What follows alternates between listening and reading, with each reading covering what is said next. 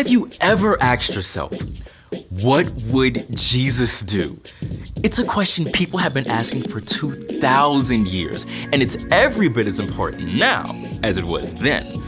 So, what would Jesus do? Well, we don't have to guess. Jesus showed us and told us himself. Love God, love others. So, when your brother is sad, you can love by listening and encouraging. When your friends argue, you can love by not taking sides and helping to make peace. But living like Jesus is hard if you're not spending time with Jesus. You can read or listen to stories of Jesus in the Gospels, Matthew, Mark, Luke, and John, all about the things Jesus said and did. You can also talk with Jesus, just like a friend. Tell him what you're excited about or what's worrying you. Ask for his help and wisdom. Jesus might bring a verse or picture to your mind or a sense of peace in your heart. The more time you spend with Jesus, the more you can become like Jesus. Then God can work through you to change the world around you. That's why loving like Jesus is an amazing way to worship God with your life. Because worship is about more than just singing loud. It's all about living loud. Welcome to Story Lab. This week, we're taking a look at the story of someone who knew how to look out for the people around him.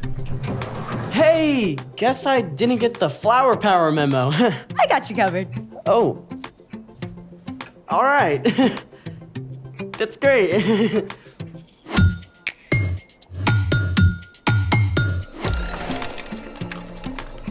Hey, I'm Skylar. And I'm Sebastian. All summer, we're talking about what it looks like to live like Jesus. Also, we're setting up awesome activities for STEAM Camp. Science, technology, engineering, art, math. Go STEAM Campers! Rolls off the tongue. Yeah, not really. Okay, so what are we setting up today? We are gonna go flower power. On it. We can use this fine flour to power some chocolate chip cookies, a cake, or even some scones. Not that kind of flower. Okay. We got sunflowers, mangolds. Closer, but still no. Then how are we flower powering? How about a thermal powered flower? That's a tongue twister. Sure. Let's make it. Today, we're making a thermal powered flower. Step 1, cut out a flower and a leaf using a template like this. You can get a grown-up to help you draw the template or find one online. You wanna know what they call me? The Picasso of arts and crafts. On to step 2. Carefully fold each of your flower petals so they form a fan shape, like this. All right, step 3. Take a plastic drinking straw and cut it down to 3 inches long. Boom. Then cut down a wooden skewer to 4 inches. Now, I think you'll wanna use these. For sure. You got it. And there it goes. Step 4, take the straw and wrap around clay or Play-Doh around the base so that it can stand upright. For step 5, you'll need one of these little guys. An eye screw. We're gonna tape the eye of the screw to the top of the straw. But don't cover the top of the straw with the tape. On to step 6. Take the little leaf that you cut out and tape it onto the eye screw. Perfect. Step 7, take a very small piece of clay and attach the flower to the flat end of the skewer. Then drop it inside of the straw. The point should hit the table. Perfect. Okay, so now we've got this. Where's the power? Right here. Step 8, get your grown-up to help light the candles and then slide them under the flower creation. Make sure when you do, you avoid putting one directly under the leaf. I'm already seeing a little bit of movement. Whoa! Look, there it goes. Let's put all the other ones. There it goes. It's like a little flower merry-go-round. As the candle flames heat up the air around them, the warm air rises. This creates a gentle breeze that catches the petals and causes the flower to spin. You are the wind beneath my wings. Settle down, Bet. I just love how the flames provide such a great boost for the petals. Looking out for their flower friend. Speaking of looking out for others, it's time for... The story before the story. Today, we're in the book of Luke. Luke wanted to clearly record the story of Jesus. From the very beginning, when people turned away, God had a plan to rescue us. At the perfect time, God sent Jesus, God's very own son, to live among us as a human. Jesus was born a tiny baby and grew up like an ordinary kid. He became wiser and stronger and more pleasing to God and to others. When Jesus was about 30, he was baptized by his cousin John. God's voice spoke from heaven saying, "You are my son, and I love you. I am very pleased with you." Soon after this, Jesus began traveling and teaching and healing sick people. Which is where our story starts. Take it away.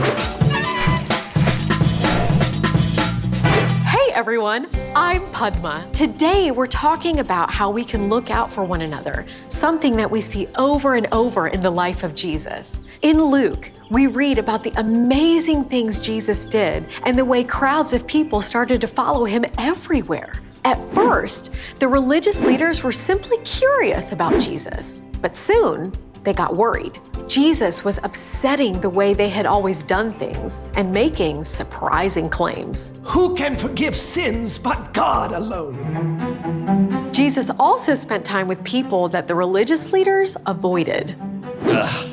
Why does he eat with tax collectors and sinners? Jesus cared more about people's needs than about keeping up a good appearance. In fact, he allowed his disciples to pick and eat grain on the Sabbath, a day of rest. That's against the law! The religious leaders were talking about the special laws that God had given the Israelites when Moses led them out of Egypt. God wanted the people to learn to rest and to take time to connect with God. Remember to keep the Sabbath day holy. Do all your work in 6 days. Over time, the religious leaders got worried about breaking this law. So they began to put more rules around the Sabbath to make sure they didn't work, like dozens more rules. You couldn't travel more than 1/4 of a mile from your house. You couldn't even light a fire or kill a fly. Those extra rules were not from God. Instead of making the Sabbath more restful, it made it more stressful for most people. One Sabbath day, Jesus entered a synagogue and began to teach. In the crowd sat a man with a weak, twisted hand. Right away, the religious leaders went on high alert. Do you think he's going to heal that man, even though it's the Sabbath? Healing definitely counts as work. Jesus knew right away what the leaders were thinking, so he spoke to the man with the twisted hand. Get up and stand in front of everyone. You can imagine, this man was excited and nervous, but he got up and stood there as everyone stared. Then Jesus confronted the religious leaders. What does the law say we should do on the Sabbath day? Should we do good or should we do evil? Should we save life or should we destroy it? Nobody dared answer. So Jesus spoke to the man with the twisted hand. Stretch out your hand. The man reached out. Everyone could see his hand had become completely whole and good as new. Amazing! Am I right? But the religious leaders did not celebrate with the man who had been made whole. Instead, they got super angry. See, Jesus had not broken God's law about the Sabbath, but all those extra rules made by the religious leaders. Jesus chose to ignore those extra rules in order to care for a man who was hurting and to make him well. But the religious leaders were so wrapped up in fear and in making themselves look good that they cared more about their own rules than about helping people. And so they began plotting how to stop Jesus. Jesus never let what others thought control his actions. Instead, he demonstrated for us all what the Apostle Paul later wrote to the Philippians. None of you should look out just for your own good. Each of you should also look out for the good of others. And that is the end. Wow, the religious leaders never really got it, did they? They really believed they were doing the right thing. They sure did, but in the end, They were just looking out for themselves. So, what's our part in the story? All this summer, we're talking about how we can live and love like Jesus. And when we look at Jesus, we see that he kept his focus on other people instead of on himself. He cared more about looking out for others than making himself look good. That's so hard to do sometimes. I mean, my default setting is me. Yeah, it's easy to think about what I want and what I need. For sure. But you can ask God to take your focus off you and help you look out for what the people around you need. I mean, you could carry some extra pencils or pack an extra snack. So if someone needs one, you can give it to them. You could look out for new people at school or church and invite them to hang out with you. You could be on the lookout for kids who need someone to play with at recess. For kids who need a place to sit at lunch. For kids who need someone to listen. Those are great ideas. And the more time and energy you spend looking out for others, the more God can work through you to change the world around you. I love it. I'm in. Me too. See you next time. So here's the thing. Look out for one another. Your family, Your friends. your classmates. Your neighbor. Because then they can say, "You are the wind beneath my..." I'd rather see it than hear. Who doesn't need a little flower power in their day? Thanks for joining us in the Story Lab. See you next time. Think we can make it go faster with a little more candles? Oh, you're on. That's one. There it goes.